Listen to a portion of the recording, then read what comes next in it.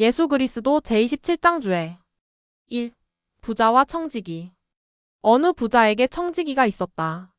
우리는 이 말에서 사회생활의 모든 조건은 공평하게 균형을 유지하고 있고 재물이 소유자에게 주는 실질적 이익이 매우 적음을 곁들여 알 수 있다. 재산이 불어남에 따라 스스로 관리할 수 있는 범위가 감소된다. 재산이 많아질수록 다른 사람의 관리에 맡겨야 한다. 자신의 일을 하는 사람은 종의 불순종으로 인한 괴로움을 받지 않는다. 스스로의 일을 보살피는 사람은 종의 불순종으로 인한 괴로움을 받지 않는다. 스스로의 일을 보살피는 사람들은 불충실한 감독자로부터 괴로움을 당할 필요가 없다. 아노트 주님의 비유 454페이지 2. 불의한 재물. 개역판 누가복음 16장 9절에는 다음과 같이 되어 있다. 내가 너희에게 말하노니 불의의 재물로 친구를 사기라. 그리하면 없어질 때에 저희가 영원한 처소로 너희를 영접하리라. 이 말씀으로 주님이 제자들에게 하신 권고는 세상적인 재물로 선한 일을 행함으로써 재물이 모두 없어질 때 영원한 처소 즉 하늘의 집으로 영접할 친구를 갖게 되리라는 것이다.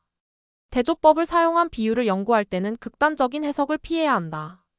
그러므로 영원한 처소로 영접할 특권은 생전에 도움을 받은 친구가 가지고 있다는 의미로 볼 수는 없다. 물론 그들이 마지막 심판 때 증인은 될 수 있을 것이다. 이 비유는 지혜를 찾는 자에게 충만한 지혜를 주는 이야기이다. 이 이야기를 하신 예수를 비웃던 바리새인들처럼 외식하는 자들에게는 이 비유가 일관성 없게 들릴 것이다. 개역판 누가복음 16장 14절에는 다음과 같은 구절이 나와 있다.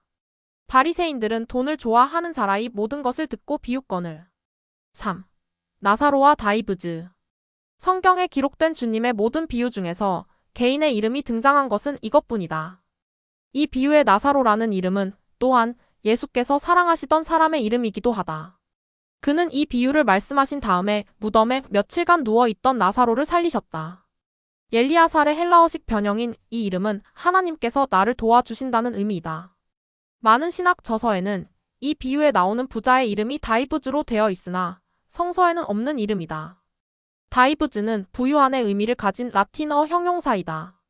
마르다와 마리아의 오라비인 나사로는 요한복음 11장 1절, 2절, 5절. 주님의 자비로운 기적을 힘입은 사람들로 성서의 이름이 밝혀진 세 사람 중에 하나이다. 다른 두 사람은 바디메오 마가복음 10장 46절과 말고 요한복음 18장 10절이다. 주께서 이 비유에 나오는 거지의 이름은 밝히셨으나 부자의 이름은 말씀하시지 않은 것에 관하여 어거스틴은 이렇게 말했다. 주께서 그 책을 읽으실 때 거지의 이름은 발견하셨으나 부자의 이름은 발견하지 못하신 것이 아닐까. 왜냐하면 그 책은 생명책이었으니까. 4. 이혼에 관한 여러 가지 견해. 그리스도가 지상에 계실 당시 이혼에 관한 유대학자들의 서로 다른 견해에 대하여 기키 2건 347에서 348페이지는 이렇게 말한다. 당시의 대경쟁 학파였던 힐렐 학파와 샴마이 학파 간의 대립을 일으킨 문제 중에서 이혼 문제만큼 격렬한 논쟁을 일으킨 것은 없었다. 힐렐 학파는 남자는 무슨 이유로든 즉 아내를 사랑하는 마음이 없어졌다든가 더 좋은 여자가 나타났다든가 혹은 아내가 음식을 못한다는 등의 이유로도 이혼을 할 수 있는 권리를 갖고 있다고 주장하였다. 이와 반대로 샴마이 학파는 아내가 간음이나 순결에 관한 죄를 범하였을 경우에만 이혼할 수 있다고 주장하였다. 예수로 하여금 어느 한 학파의 주장을 지지하도록 할 수만 있다면 다른 학파에서 들고 일어날 것이므로 그의 명성을 손상시키기 좋은 기회가 될 수 있었다. 마태복음 5장 32절에 관한 더밀로의 주석을 인용한다. 랍비 아기바 힐렐 학파는 이렇게 말하였다. 남자가 아내보다 더 예쁜 여자를 보면 아내를 버릴 수 있다. 왜냐하면 이른바 그 아내는 남자의 마음에 들지 않기 때문이다. 힐렐 학파는 이렇게 주장했다. 아내가 남편의 음식에 소금을 너무 많이 넣거나 하여 잘못 만든다면 남편은 그 아내를 버릴 수 있다. 반면에 랍비 요가난 샴마이 학파는 이렇게 말했다. 아내를 버리는 것은 가증한 일이다. 양학파는 이혼한 여자와 다시 결합할 수 없다는 점에 의견이 일치한다. 랍비 가나니아는 이렇게 말했다. 하나님께선 이스라엘인들 외에는 이혼을 허락하시지 않는다. 하나님께서 이렇게 말씀하신 것과 같다. 나는 이스라엘인들에게 아내를 버릴 권리를 주었다. 그러나 이방인들에게는 이 권리를 주지 않았다. 예수께서는 이것은 이스라엘인의 특권이 아니라 불명예요, 치욕이지만 모세가 이혼을 허용할 필요가 있음을 안 것에 불과하다고 반박하셨다. 5. 여성을 높이신 예수. 이혼에 관한 바리새인의 질문에 예수께서 대답하신 것을 기키는 다음과 같이 쉽게 풀었었다.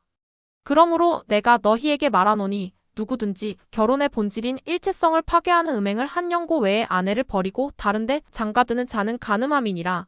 또한 무슨 영고로든 버림받은 여자와 결혼함은 간음함이니라.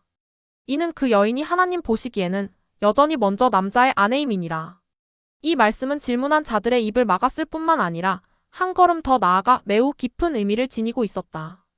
모든 시대를 통하여 적용될 지고한 가정생활에 관한 새 왕국의 율법을 반포하신 것이다. 주께서는 이 말씀으로 여성이 남성의 장난감이나 노예에 불과하다는 개념을 영원히 불식하고 진리와 의와 명예와 사랑의 영원한 기초 위에 참다운 남녀의 관계를 수립하셨다. 여성을 참된 위치로 끌어올림으로써 가정의 품위를 높이는 것은 장래 순수하고 영적인 가치를 지닌 하나님의 왕국을 이룩하는 데 필수적인 것이다. 결혼관계를 공고히 함으로써 그 가정에서의 남녀 평등권을 선포하셨으며 세상 어머니들의 품격을 높이신 것이다. 이런 의미에서 여성은 예수 그리스도께 빚을 지고 있다. 그리스도의 생애와 말씀 2권 349페이지 6. 어린 아이들을 축복하심. 그리스도께서 부활하신 후 미대륙의 니파이 백성에게 나타나셨을 때 어린 아이들을 하나씩 안고 축복해 주시었다. 그때 모인 무리들은 어린 아이들이 불로 둘러싸여 천사의 축복을 받는 것을 보았다. 제3니파이 17장 11에서 25절. 주님은 현대의 계시를 통하여 교회에서 출생한 모든 어린 아이들은 성신권의 의식을 집행할 수 있는 권능을 지닌 자에 의해 축복을 받도록 지시하셨다. 그 계명은 다음과 같다. 자녀를 가진 그리스도의 교회 회원은 교회 회원이 모인 가운데 장로 앞에 자녀를 데려 나와 장로들이 예수 그리스도의 이름으로 자녀의 머리 위에 손을 얹고 주의 이름으로 축복하게 해야 하느니라. 교리와 성약 20편 70절. 따라서 금식주일에 어린 아이를 교회로 데려와서 장로들의 팔에 안겨 축복을 받고 동시에 명명식도 거행하게 된다. 어린 아이의 아버지가 장로일 경우 이 의식에 참여한다. 유아 축복은 침례 의식과 유사한 것이 아니며 더욱이 이에 대신하는 것도 아니다. 침례 의식은 이해할 나이가 되어 회개할 능력이 있을 때 베풀어지는 것이다. 제임스 이 탈메지는 신앙개조에서 이렇게 기록했다. 어떤 이들은 그리스도가 어린 아이들을 축복하시고 어린 아이들이 그에게 오는 것을 금하려 했던 자들을 꾸짖으신 사건을 마태복음 19장 13절, 마가복음 10장 13절, 누가복음 18장 15절. 유아 침례를 인정한 증거로 삼고 있다. 그러나 이에 관하여는 다음과 같은 현명하고 간결한 말이 있다. 그리스도가 어린이를 축복하신 행동을 들어 어린 아이들이 침례를 받아야 한다고 추론하는 것에 대해서는 논쟁을 벌일 필요조차 없다. 왜냐하면 여기서 다음과 같이 결론을 내릴 수도 있기 때문이다. 그리스도는 어린이를 축복하신 후 보내셨다. 그는 침례를 주시지 않았다. 그러므로 어린 아이는 침례 받을 필요가 없다. 신앙개조 117페이지 참조. 7. 약대와 바늘귀. 부자가 천국에 들어가기가 어려움을 약대가 바늘귀로 들어가는 것에 비유하신 것은 우리에게는 생소하게 들리나 당시의 사람들에게는 흔히 들을 수 있는 표현이었다. 유대의 격언에는 코끼리가 바늘귀로 들어가는 것은 꿈속에서도 볼 수 없다는 말에 더 쓰하임이 있다. 어떤 해석자는 헬라어로 약대 KAMELOS와 밧줄 KAMILOS 이 비슷함을 들어 이 비유에서의 약대는 밧줄의 오역이라고 주장한다. 페러 476페이지는 탈무드에는 약대가 바늘귀로 들어간다는 비유에 관련된 격언이 흔하다는 근거로 위의 주장을 반박한다. 바늘귀라는 말은 당시 도시의 성벽의 대문 혹은 그 옆에 설치한 조그만 문 혹은 쪽문을 일컫던 것이며 예수께서 이 말씀을 하실 때 이러한 쪽문을 의미하셨다는 주장이 있었다. 약대가 조그만 문으로 들어가는 것은 어렵긴 하지만 가능한 일이며 들어가려면 짐이나 마구를 모두 벗어버려야만 하듯이 부유한 젊은 관원이나 어떠한 사람도 천국의 좁은 문으로 들어가려면 모든 재산의 짐을 벗어버려야 한다는 것이다. 이 교훈에 관하여 주님은 다음과 같이 설명을 하셨다. 사람으로는 할 수 없으되 하나님으로서는 다 할 수 있느니라. 마태복음 19장 26절. 8. 주님의 사업에서 사제 관심을 두지 않아야 함. 주께서는 그런즉 우리가 무엇을 얻으리이까라고 물은 베드로의 질문을 받으시고 큰 교훈과 영감의 참품꾼의 비유를 말씀하셨다. 주께서는 충동적인 성격을 가진 베드로가 사학에 관심을 두고 있음을 아시고 직접 꾸짖지 않으시고 자비롭게 값진 교훈을 담은 비유를 말씀하신 것이다. 에더스하임의 다음과 같은 글은 주목할 만하다. 제자들에게는 다음과 같은 위험이 있었다.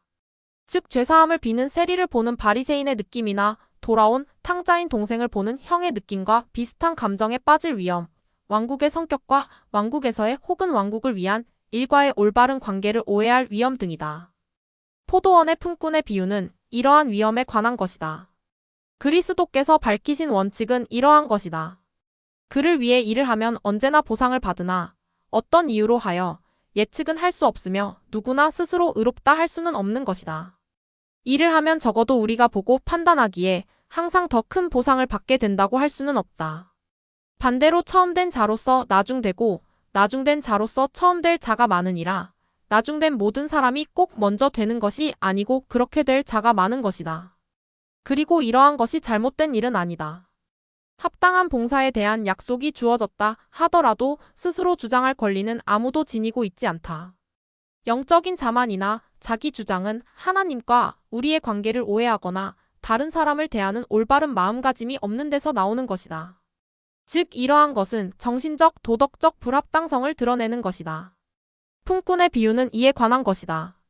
그러나 먼저 된 자가 나중되고 그리고 나중된 자들이 먼저 와서 많은 일을 한 사람들보다 꼭 많은 보상을 받으리라는 생각이 얼마나 틀린 생각인가를 알 수 있다.